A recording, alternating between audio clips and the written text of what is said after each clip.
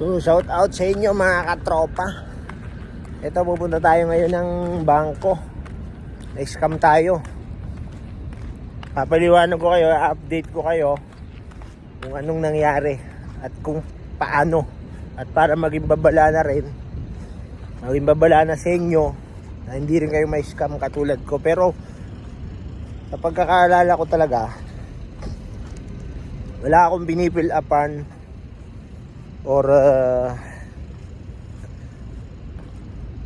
yun nga, or sign up or subscription or anything na mga online na yan.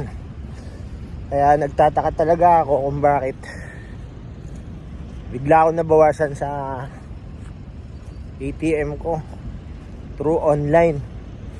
So ang ginawa ko, tinawagan ko yung bangko at sarado ko muna yung account ko kasi may natitira pa doon na konti, yung ganung kalaki. Pero syempre pinaghirapan natin ang bawat sentimo na nilagay natin doon. So ngayon pupunta ako ng bangko. Hindi ko na babanggitin sa inyo kung anong bangko yung inano ko. So i-update ko na lang kayo kung anong mangyayari. Nakontak ko na din yung nang scam sa akin. Putik yan. So ibabalik daw nila yung pera ko.